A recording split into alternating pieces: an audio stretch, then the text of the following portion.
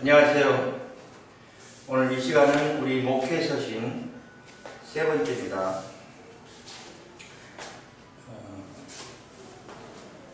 목회 서신 교재에서 기록 목적.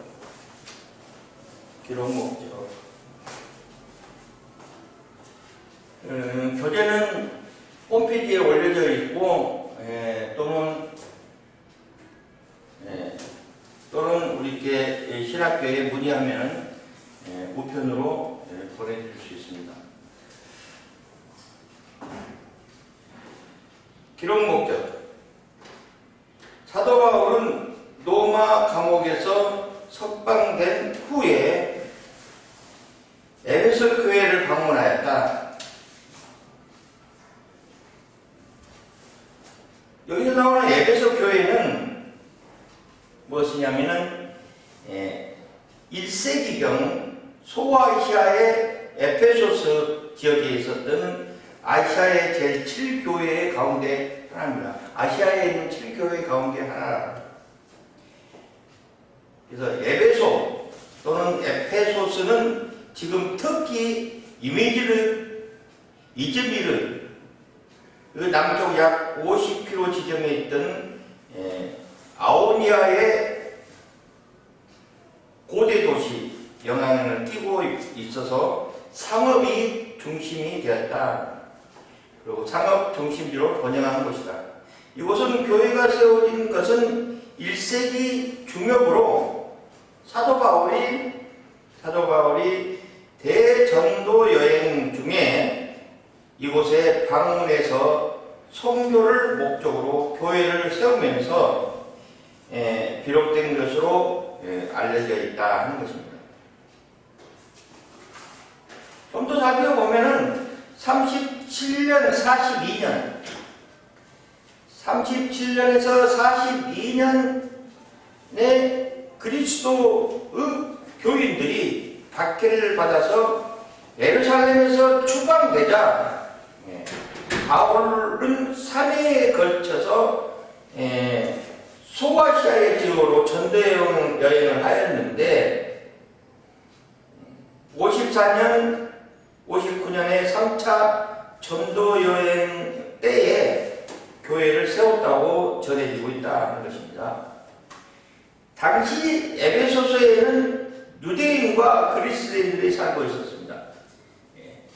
유대인과 그리스도인들이 살고 있었다.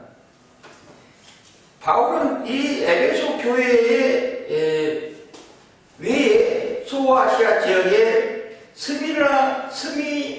스미르나, 베르가모, 티아디아, 사르디스, 펠라델피니아,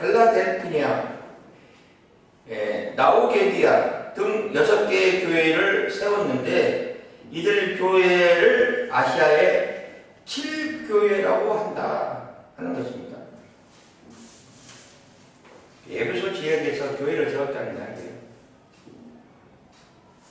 그리고 에베소 교회는 어느 한 교회를 가리키는 것이 아니라 에페소스 지역에 있는 모든 교회를 아울러 개념으로 이해해야 된다 하는 겁니다.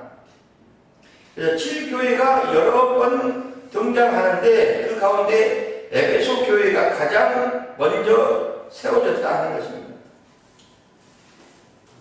이 정도로 보여요. 그래서 이 에베소 교회를 방문했다는 이야기예요. 거기서 바울은 마게도냐에 떠나면서 곧 돌아올 것을 약속함과 동시에 그곳에서 디모데가 사역하게끔 하였다. 그런데 바울은 약속대로 곧 에베소에 갈 수 없게 되자 오늘 이 서신을 디모데 전서와 숙서의 서신을 쓰게 된 것이다. 그때 사도 바울은 점차 목회자 디모데가 겪고 있는 2가지 고통을 알고 있었다. 첫째는 에베소 교회에서 장로와 감독들이 불리던 나이가 많고 학식이 풍부한 지도자들이 있었는데, 뭐 지금도 그렇죠. 지금도 우리 교회 보면은 그런 분들이 많이 있죠. 그런데 이들은 정신적인 신앙 훈련을 받지 못했기 때문에 때로는 많은 문제를 일으켰습니다. 그런데 디모데가 이를 다루는데 역부족해서 사도 바울이 목회에 필요한 디모데전서와 후서를 우편 서신으로 보냈다. 둘째로 교회가 어지럽히고 복음이 왜곡되는 거짓 교사들이 남아오고 있었다는 것입니다. 잘못된 교회를 가르치는. 따라서 사도 바울은 목회의 어려움을 당하고 있는 디모데를 격려하면서 동시에 이단의 유혹으로부터 승리하고 운동선수처럼 신앙훈련을 하도록 권면하기 위하여 본서를 기록한 것이다. 거짓 교사들. 우리는 지금 시대에 보면은요, 지금 시대에 보면은 이 이단들이 딱 그 부분만 외워가지고 그거를 가지고 자기들의 무슨 큰 신앙의 지표인 것처럼, 교리인 것처럼 포장해서 유혹합니다. 그래서 우리 성도들이나 우리 목사님이나 또는 기독교인들이 사실 많이 그 이단들한테 미혹되게 되어가고 있어요. 문화가 발달하면서 그런 것 같아요. 그런데 문제는 우리들이 그 이단들에게 대처할 수 있는 우리만의 교리적인 것이 부족하다는 거예요. 그래서 교회에서 교리를 잘 가르쳐야 돼요. 근데 교리적인 것을 잘 가르쳐야 되는데 모이지도 않고, 그래서 뭐 사실 어렵기는 하죠. 그래야 설교 시간에 또 예배를 통하여서 설명을 많이 해야 됩니다. 그래서 반듯하게 교리에 정립되면은 이단들이 아무리 이야기해도 우리가 생각하는 교리에 비춰서 봤을 때는 엉뚱한 이야기들이거든요. 정말 가치가 없는 이야기들을 해요. 그러니까 반듯하게 교리로 정립되면은 미혹되지 않죠. 근데 교리를 모르니까, 잘 이해를 못하니까 그 말이 맞는구나 생각하고 휩쓸려 가는 거죠.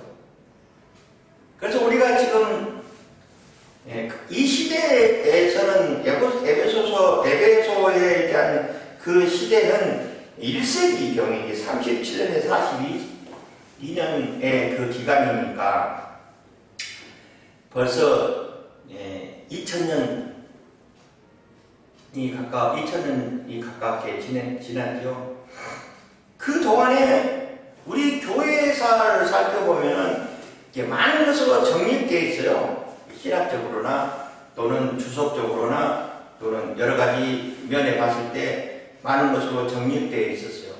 그러나 이때 시대에는 상당히 어려웠겠죠.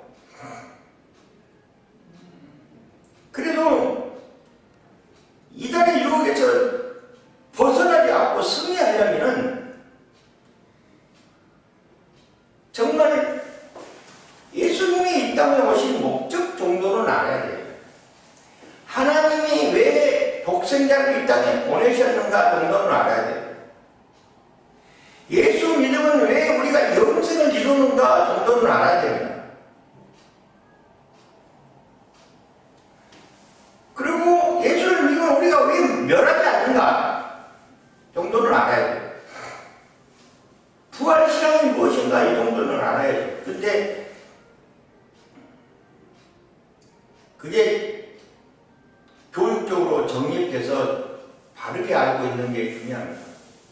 그래야만이 승리할 수 있어요. 신앙 훈련이 필요하다는 거예요. 그리고 우리가 지금 생각하는 교리는 조직신앙을 말하는 이 기독교, 우리 기독교 쪽에 봤을 때 정통신학들, 정통주의 입장, 복음주의 입장에 봤을 때 우리는 조직신학을 말하고 있는 거예요. 조직신학 내용에 보면은 교리적인 색채가 나오는 거죠. 뭐 예수론, 뭐 기독론, 교회론, 신론, 심지어 사탄론까지 거기에 대한 교리가 있습니다. 하나님이 세상을, 이게 복음적인 거죠. 하나님이 세상을 만드셨다 하는 것부터 시작돼야 돼요. 그래서 아담이 범죄했다는 것도 필요하고, 아담이 범죄했으므로 하나님께서 독생자 예수 그리스도를 이 땅에 보내셔서 아담이 범죄하는 범죄를 사해 주시고자 십자가의 사건을 통하여서 제사장이 되어가지고 예수를 믿음으로 인해서 우리는 죽었던 영혼이 되살아나고 영생한다. 즉 말해서 구원받았다는 것이죠. 그리고 그 예수가 다시 이 땅에 오신다 하는 것입니다. 다시 이 땅에 오셔서 믿음 된 자를 구원에 이르게끔 역사하신다. 주님 오실 때 낙오되지 말아야 된다 이 이야기죠. 주님 오실 때 낙오되지 않고 주님을 영접할 수 있는 그런 신앙 훈련이 필요하다 이렇게 봅니다. 자, 크게 네 번째 특징과 내용 구성. 자, 디모데전서의 특징과 본서의 특징. 첫째는 목회서신이라는 거예요. 목회서신이 뭐냐면은 목회를 할 수 있는, 잘할 수 있는 목회자를 지침으로 볼 수 있는 편지다, 서신이다. 즉 본서는 바울이 디모데에게 목회의 원리와 처리에 관한 구체적인 가르침을 준 개인적인 편지입니다. 목회를 잘할 수 있게끔. 하지만 이러한 서신이 개인적인 차원을 뛰어넘어서 오늘날 교회를 물론이거니와 성도들의 영적 성숙에도 지대한 영향을 미치고 있다. 그래서 우리는 디모데 전서를 통하여서 이 문제를 우리는 교육돼야 돼요. 이런 점에서 본서는 개인적인 편지라기보다는 공적인 선지라고 할 수 있다. 디모데 전서에 있는 내용들, 거짓 선지자들은 어떻게 해야 되고 또 무엇은 어떻게 해야 되고 하는 그 내용들이 디모데 전서에 기록되어 있다는 이야기죠. 그래서 그거를 지침 삼아서 목회를 잘할 수 있게끔 해야 된다. 우리가 그러기 위해서 이렇게 배우는 거예요. 그러지 않겠어요? 둘째는 본서에는 영지주의라는 이단 사상에 대한 경계가 반복적으로 서술되고 있다. 영지주의는 바울 시대에 존재하지 않고 다만 영지주의의 분위기가 교회 내에 평창되고 교회를 어지럽히고 있다는 것입니다. 이러한 영지주의는 철저한 이혼론에 바탕을 두어서 금욕주의와 쾌락주의라는 두 가지 극단적인 면에서 나타내는 이단 사상이다.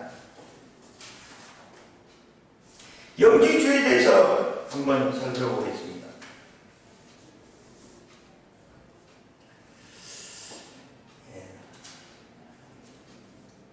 영지주의는 신적 계시와 혁명에 의한 초자연적인 지식, 그러니까 그노시스, 초자연적인 지식을 소유할 때 구원받는다는 사상이에요. 이게 우리가 이네들은 자기 나름대로 초자연적인 지식이 지식을 가지고 있다면 그걸로 구원받는다는 이야기예요. 우리는 무엇으로 구원받아요? 예수를 믿어야 구원받는 거. 그네들하고 좀 틀려요. 그렇죠? 즉 영주주의라는 말은 지식이라는 헬라어에서 비롯된 것인데, 영주주의자들은 자신들만의 구원에 이르게 하는 비밀스러운 지식을 가졌다고 주장합니다. 구원을 받을 수 있는 지식을 가지고 있다. 우리는 예수 믿고 구원받는 건데, 이네들은 구원을 받을 수 있는 특별한 지식을 가지고 있다라고 주장합니다. 영주주의는 이러한 헬라 철학이나 동양 이교 사상, 그리고 애굽, 인도, 페르시아의 이원적인 우주론에서 유대교의 사상을 가면 혼합적인 철학 체계를 발전했는데, 심지어 기독교 사상까지 영주주의의 사상에 포함시켜서 새로운 종교 철학을 수립하려고 했다. 이혼론이라는 것은 성과 악 이런 걸 말합니다. 양과 음, 동양적으로 봐서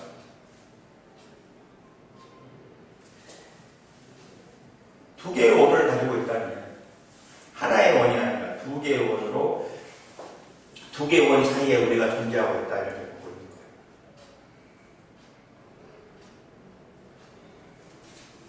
그래서 한쪽은 선이고 한쪽은 악이니까 악을 제하려 버리려면 금욕을 해야 된다, 이렇게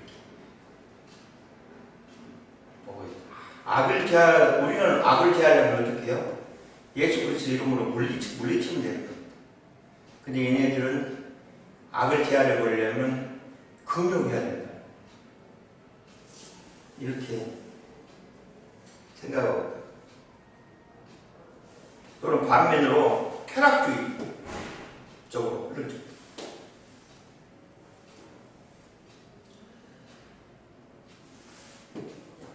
AC 1세기 중엽에 방언의 1, 2세기, 1, 3세기 풍미하다가 4세기경에 만유교에 흡수되었습니다. 특히 2세기나 3세기 초에는 로마 제국 내 수많은 지성적인 그리스도인들이 이 사상의 영향을 받아서 교회 내부에 큰 혼란을 초래합니다. 중심사상, 영지주의 중심사상을 좀 살펴볼 필요가 있어요. 첫째, 영원선하고 수수하며 신비적인 데에서 반의 물질, 육체는 악하고 타락한 것이라는 이론적인 사상이 가지고 있습니다. 이 사상의 기초에서 세계는 하나님에 의해 창조된 것이 아닌 저급한 조물주의에 의해 만들어졌다고 주장합니다. 즉 이 세상은 하나님을 배반하고 자신의 독자적인 세계를 창조하려 했던 한 천사의 미완성적인 작품이라고 믿었다. 그래서 극적인 금욕주의를 추구하거나 때로는 쾌락주의, 극단적인 도덕 폐기론을 주장했습니다. 그리고 그 영의 신비성을 강조했으며 신비 종교의 성질을 가졌고, 그들은 영혼 구원은 소수의 사람에게만 허락되었다. 그래서 비밀스러운 지식을 통해서 가능하다, 이렇게 보고. 그리고 육체를 지혜하시게 했어요. 영은 신비로운 세계로 보고 있고.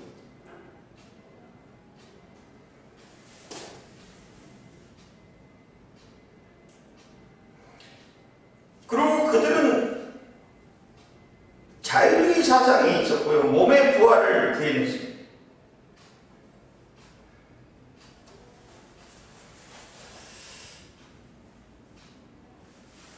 자, 이 정도로.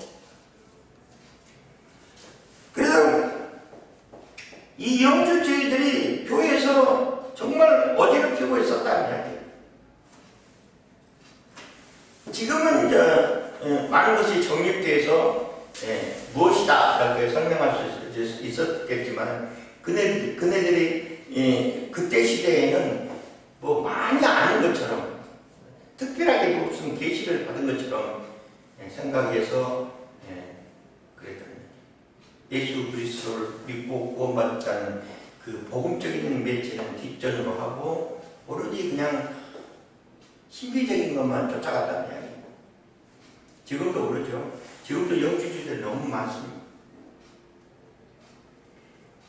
당신이 무슨 대단한 신비주의, 대단한 능력이 있는 것처럼 그렇게 포장하고 육신적인 것은 아주 제약해가지고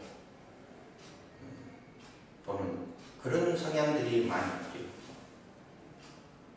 그래가지고 육신은 죄인인가?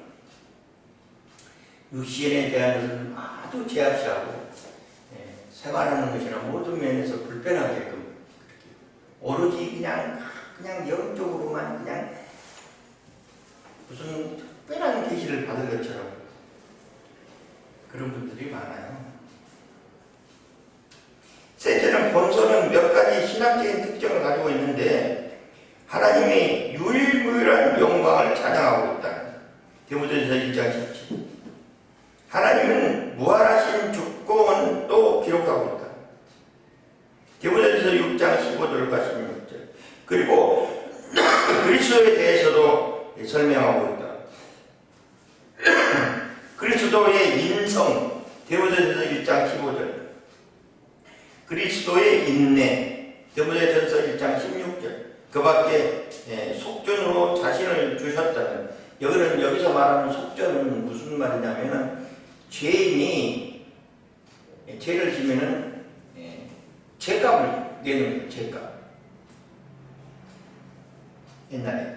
근데 예수님은 자기 자신을 죄값으로 드렸죠.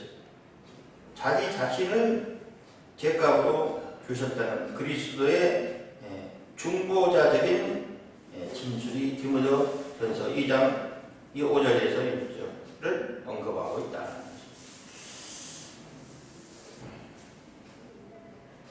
이 이단들의 그 술수들을 보면은 한 걸음만 뒤로 이렇게 물러서서 보면은요 다 보여요. 사실 하나님께서 거기에 맞는 지혜를 팔아가셔서 생각하고, 그래서 우리는 어떻게 돼야 돼요? 반듯하게 세워져 있어요. 영적 분별적으로. 영적 분별로 반듯하게 세웠으면 이단들이 이야기하는 내용이 다 우리 자세히 성경 말씀 외우지 못해도 하나님이 우리한테 주시는 그 영적 분별력으로 분별할 수 있습니다. 그래, 그네들이 안 되니까 성경적으로 대해도 안 되니까 물질을 가지고 이제 미혹하기 시작합니다. 그래 이제 교회 우리가 교육하고 싶은데 교회를 좀 빌려주시면은 고맙겠습니다 하고 접근하거든요. 무슨 교육을 해요? 아니 그냥 우리 모임에 기도회를 하려고 그러는데 마땅한 장소가 없어갖고 이 지역에 마땅한 장소를 한두 시간만 빌려주시면 고맙겠습니다.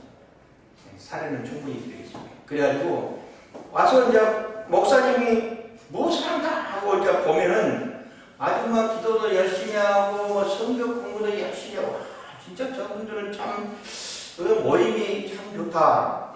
참 건전스럽고 성경적이고 복음적이고 이렇구나 하고 생각해요. 그네들이 하는 목적이 그거니까 그렇게 해요. 저는.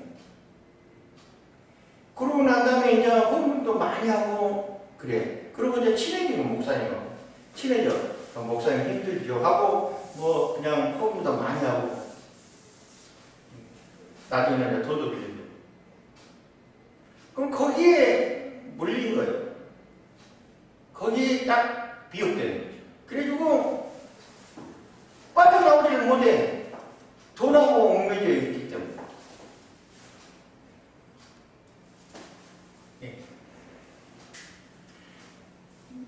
항상 강의 시간에 저도 이야기하지만 신학교 학생회장이 신천지에 빠졌어요.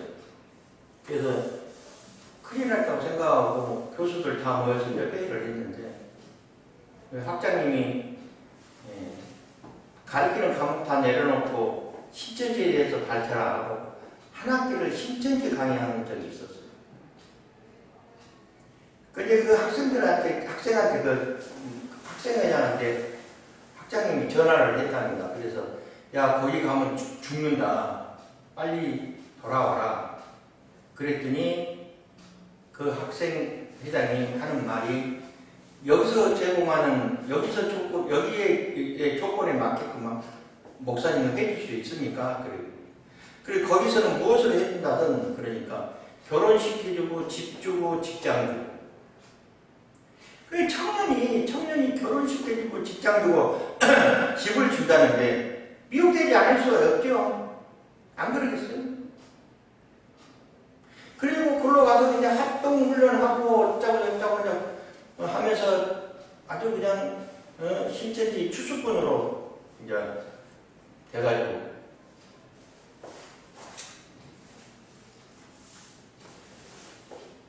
그런 일들이 많이 있어요. 그래서 우리는 반드시 교리적으로 교육돼야 돼요.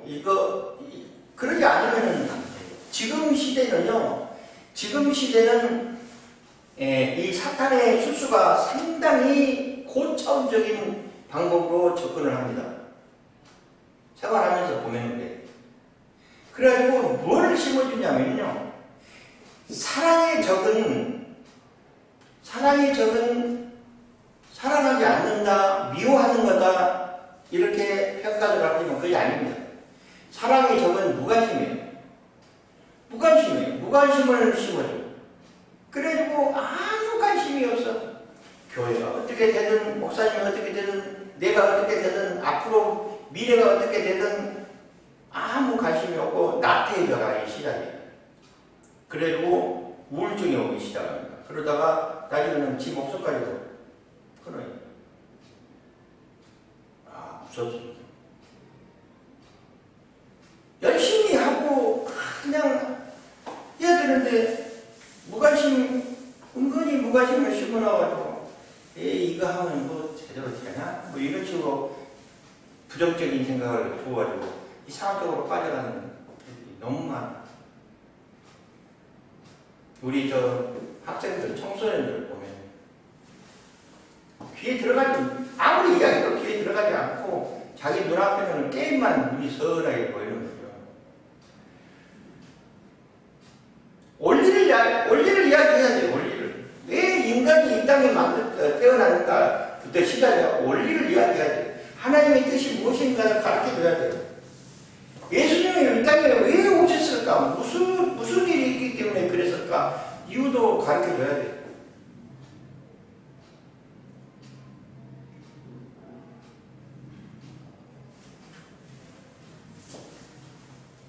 충분히 교육될 수 있습니다.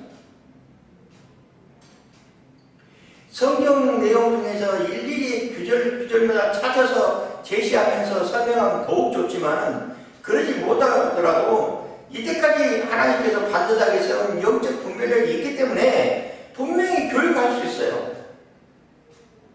교육될 수 있어요. 간단해요. 아주 어떻게 보면 단순하고 간단합니다. 물론 속에 깊이 들어가면 복잡하기도 하지. 그러면 간단해요. 성경에 있는 말씀 중에 한 말씀만 붙들고 놓지 않으면 성공하는 겁니다.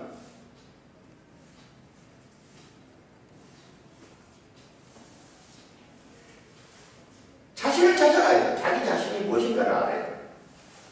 그래서 자신 있게 나아가야 돼요. 무관심적으로 가는 거예요. 자신을 회복해야 돼요. 이 땅에 내가 오는 목적이, 내가 이 땅에 존재하고 있는 목적이 무엇인가를 알아야 됩니다. 하나님의 성부 속에 내가 있구나를 느껴야 돼요.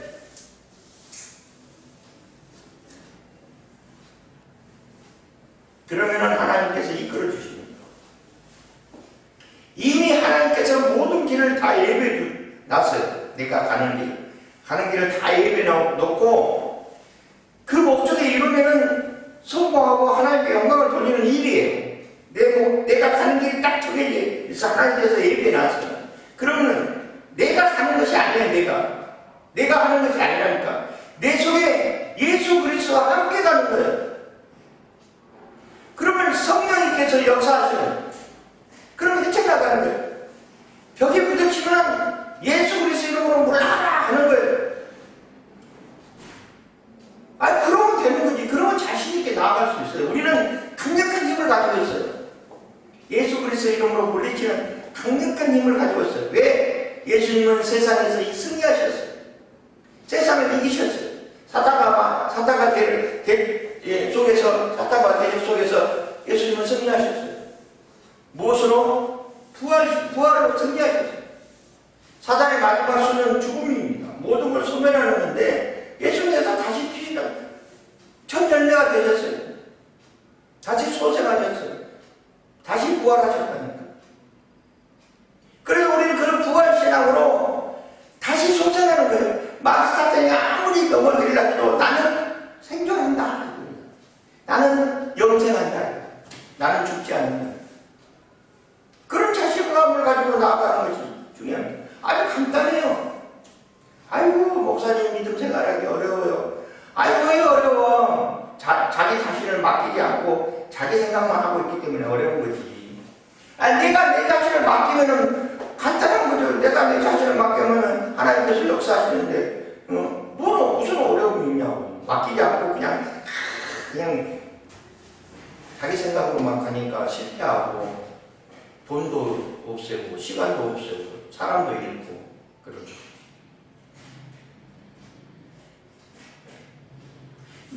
내가 하나님께 내 모든 것을 맡기면서 간단한 대로 기도로 하나님 도와주시옵소서, 하나님께서 역사해 주시옵소서 하고 한 발짝 뛰면은 성령님께서 그만큼 부어주고 하나님께서 그만큼 부어주시고 그만큼 역사하세요.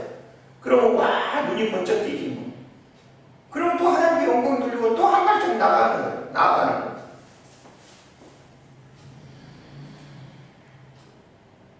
물론 거기에 대한 모든 지식적인 것이 신학적인 뒷받침이나 성경적인 뒷받침이 덧붙이면 더욱 좋죠. 그러나 우리는 하나님께서 우리에게 지혜를 주셔가지고 영적 분별을 할 수 있다니까. 맡기지 않으니까 영적 분별력이 없는 거예요. 내 뜻대로 하려고 그러는 거예요.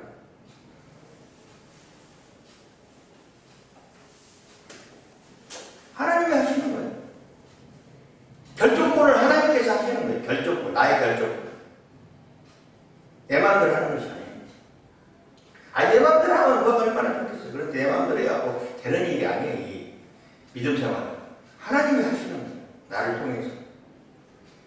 나를 통해서 하나님이 하시는 거예요. 그리고 그 결과를 보면 정말 은혜스러워요. 자, 그 다음에 두 번째 내용 구성.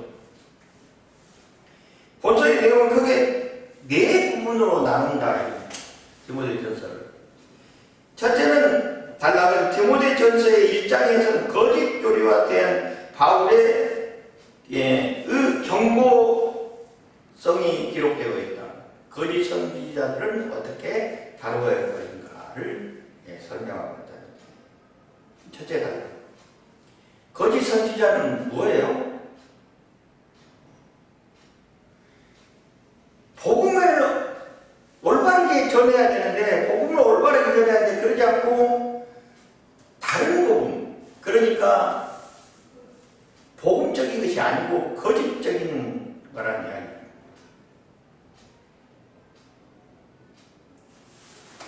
그들이 주장하는 교회 생활을 하고 이렇게 보면은요, 침묵만 아주 강요하는 성도들이 있어요. 우대 강요. 그리고 어떤 성도들은 아주 그냥 자기만 신앙이 높고 다른 사람은 다 신앙이 낮다고 생각하는 사람들. 어떤 성도들은 자기가 무슨 큰 하나님의 말씀을 받아가지고, 큰 계시를 받아가지고 그냥 자기가 무슨 마법사처럼 행하는 사람들도 있어요.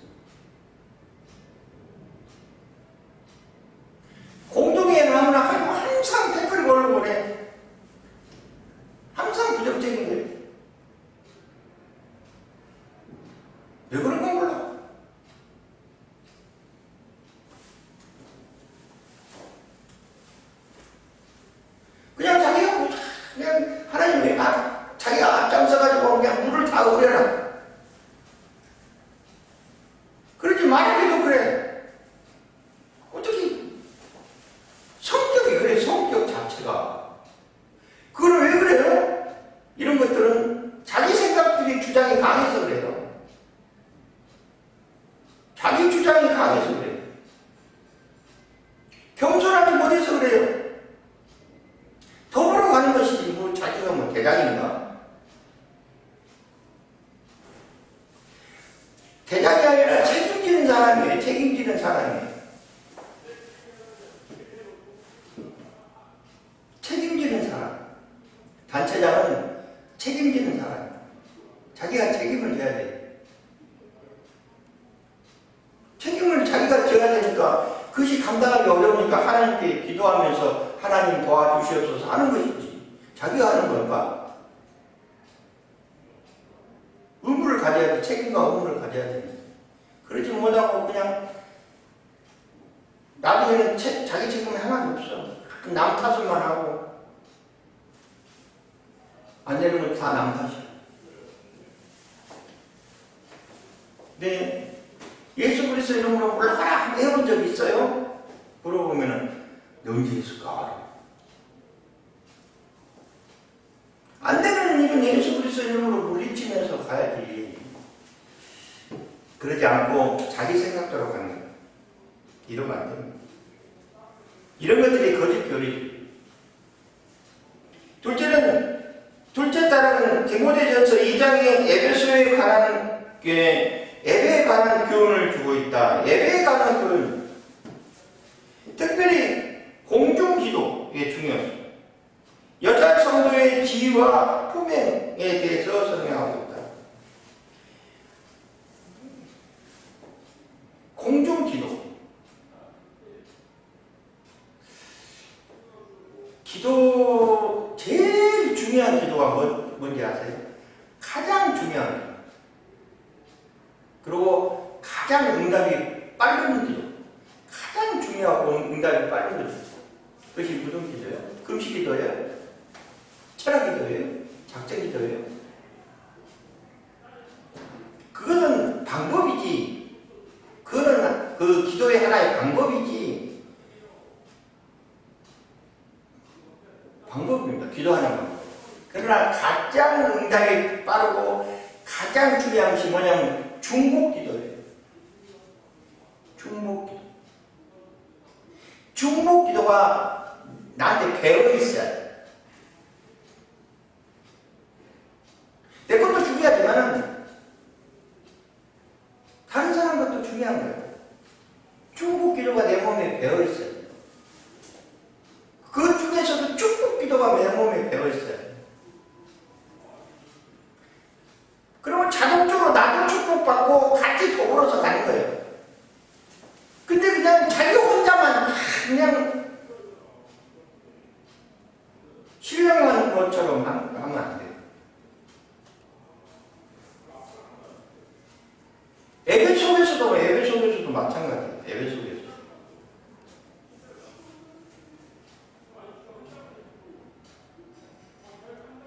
목사님이 이제 예배를 이제 집대를 하죠. 쭉 예배를 드리네요. 예. 지금은 우리가 뭐 대한민국의 장로의 식으로 예배 드리는 내용들 보면서 순서들이 어느 정도 이렇게 다 진행되어 있어. 예. 그러나 그 순서가 바뀌었다 해서 이단인 것이 아니에요. 어떤 집사님은 순서를 좀 바꿨다 해갖고 교회도 안 나와. 목사님 이상하게 변질됐다고 하고 이단성이 있다고. 바뀌면 좀 어때?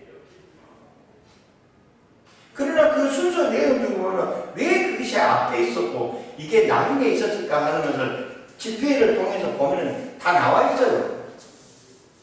그렇지 않아요? 처음에 하나님 앞에 내가 왔습니다 하고 고백을 해야 돼요. 내 신앙을 고백해. 그래서 신앙 고백하는 거예요. 그리고 하나님께 찬양 드리는 거예요.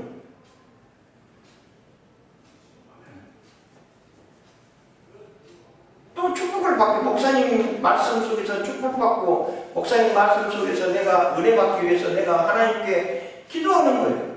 그리고 말씀 받는 거예요. 그것이 순서가 바뀌었다 해서 잘못된 건 아니에요. 그러나 그 순서대로 하는 것이 가장 합당하다 해서 그 순서를 정해놓은 거죠. 다른 것을 또 끼워넣을 수도 있어요. 또 뺄 수도 있고. 그게 순서가 중요한 것이 아니에요.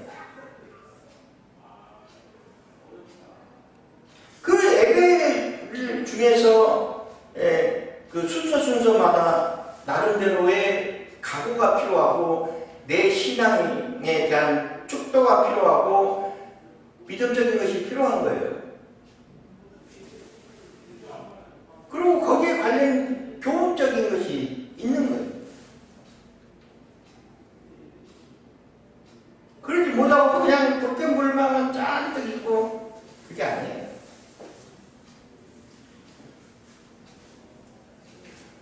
축도를 하는데 목사님이 다른 게 있다고 해갖고 그냥 들고 일어나고 왜 목사님 그렇게 축도하세요? 따지고 설교하면서도 나중에 내놓으면 아니 목사님 설교 중에 뭐가 어떻게 찍는 그것이 도대체 뭡니까? 따지고 그게 아니에요. 물론 그 설교 중에 목사님 이상한 소리 하는 목사님들 많이 있죠. 사실 목사님부터 중요한 거야. 목사님부터 반듯하게 세워져 있어요. 우리 장로교는 마지막에 있을지어다 이겁니다. 뭐뭐뭐뭐하와 함께 있을지어다. 영원토록 함께 있을지어다가 마지막에 축복합니다 하는 것이 또 다른 이야기를 장로교에 보면 장로교의 글이 있을지어다가 맞는 이제 목사님들도 잘 모르는 사람 축도하면서 축복하나이다 아니고 장로교의 방식으로 보면 있을지어다가 맞는 겁니다. 있을지어다. 그러면 축도는 서명집에도 나와 있어요. 그대로 하면 돼 그냥.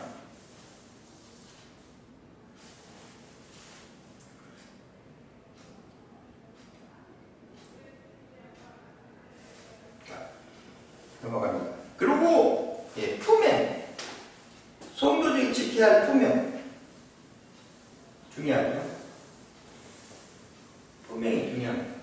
왜냐하면 이 품행 속에서 뭐가 보이냐면 그리스도의 향기가 나타나. 아니 제가 볼 때 그래. 다른 사람 볼 때도 그러겠지만 그 품행에 의해서 그리스도의 향기가 나타나요. 은혜스러워요. 그 품행을 보면 얼마나 은혜스러운 거야. 아이고 속으로 그래. 내가 목사인데 나보다 더 그냥 바라는 신앙 믿음이 많은 목사가 생각할 때도 본받을 점이 많아요. 성도들.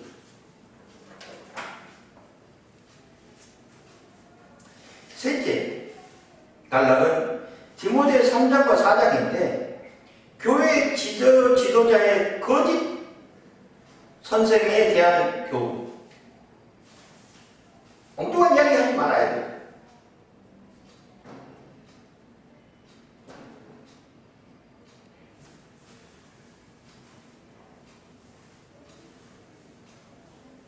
또 특히 교회 지도자들이 할 수 있는 감독과 집사들이 갖춰야 할 자격을 공동체 속에는요, 이 분별이 따로따로 이렇게 정해져 있어요. 집사는 집사대로, 나름대로, 감독은 감독대로, 나름대로, 거기에 대한 그 내용들이, 그래서, 목사님들은 또 특별하게 직분들이 어떻게 해야 되는가를 교육시킬 필요가 있습니다. 그리고 거짓 교사들의 경계하며 디모데전서 4장 1절과 5절 바른 교훈 또 바른 규율 지켜나가도록 권면하고 있다. 규율이 있어야 돼요. 공동체 속에는 규범이 있어야 돼요. 규범. 그것도 하나님의 뜻에 맞게끔 규범을 정해놓고 그 규범대로 가는 거예요. 그러나 어떻게 보면 규범은 어디서 나오냐면 성경 속에서 나오기도 해요. 그러나 양심에 비추어서 봤을 때 성경적으로 어떠하느냐 하는 것이 규범인 거예요.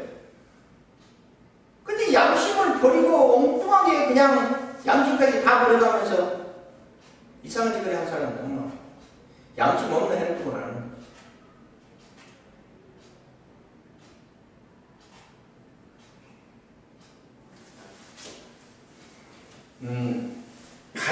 사람이 가장 안전한 것이 뭐냐면은, 사람이 가장 안전할 때, 한방 쪽으로 갔을 때, 사람이 가장 편안하고 안전할 때는 어느 때냐면, 생각이 저 위로 올리는 거예요, 생각을. 나의 생각은 가장 위에서 바라보는 거예요.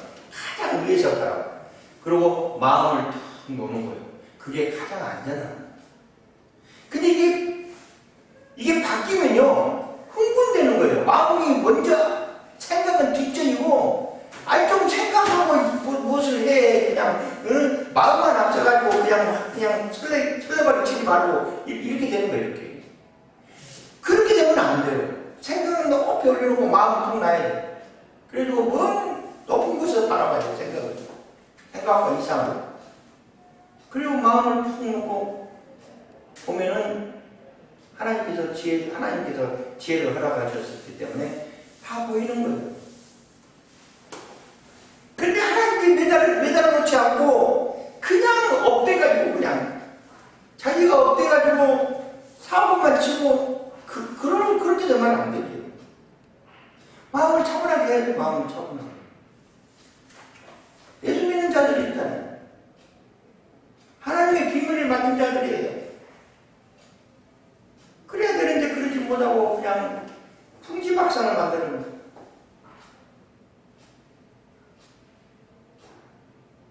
목사님 붙들고 안수하면서 교육시켜야 돼요. 그러지 마세요. 왜 그래요? 왜 그렇게 부정적으로만 생각하고 왜 그렇게 부정적으로만 가요? 긍정적으로 세상을 살아도 아주 부족한 판인데 왜 그렇게 갑니까? 그렇게 부정적으로만 생각하면 어떻게 하나님께 영광을 돌리겠습니까? 그렇게 이야기하면 뭐. 넷째, 단락은 디모데전서의 5장과 6장의 훈계와 책임. 자, 이 책임이 나옵니다. 책임져야 돼요. 개개인이 성도로서의 책임을 져야 돼요. 책임과 의무를 다해야 돼요. 우리가 예수 믿는 자의 책임과 의무는 뭐예요? 복음을 증거하고 믿음 생활을 충실하고 믿음에 이루게끔 열심히 노력한 것이 이거예요. 그러면 각종 은사가 따르면서 복음이 증거되는 거예요. 책임의식을 다하는 거죠. 사마리아 땅끝까지 복음을 증거하려면 그 책임을 다 마칠 수 있는 거예요. 책임을 져야 돼요. 책임지려면 어떻게 해야 돼요? 중복기도가 입에 있어야 돼요. 중복기도가 있어야 돼요. 중복기도가 있어야만이 책임을 질 수 있어요. 중복기도를 이루지 않고 중복기도가 먼저 나오지 않고 어떻게 책임을 집니까? 준비해야 준비. 내가 준비가 돼야만이 책임을 질 수 있는 거예요. 나도 그냥 갈팡질팡하는데 어떻게 책임을 집니까? 책임의식이 필요한 거예요. 서로가 책임을 지고 서로가 그런 끈으로 이렇게 어울려져 있을 때 교회는 건강합니다. 책임질 수 있는 믿음이 필요해요. 그처럼 목회자의 자질과 임무 등의 설명함으로 디모데의 말씀을 권면하고 있다. 목회자의 자질 참 중요해요. 목사님은 목자입니다. 목자. 양을 치는 목자입니다. 양 위에 군림하는 것이 아니고 양을 다스리고 양을 잘 인도하는 목자입니다. 목자의 신분으로 나아가요. 목사님들이 생각이 참 위에 있고 성도들하고 비중이 안 맞아가고 목사님 생각대로 그런 것이 아니라 성도로 같이 똑같은 생각을 할 수 있는 그런 비전으로 나아가야 돼요. 자, 여기까지 하고요. 다음 시간에는 자로 해설 하겠습니다. 수고하셨습니다.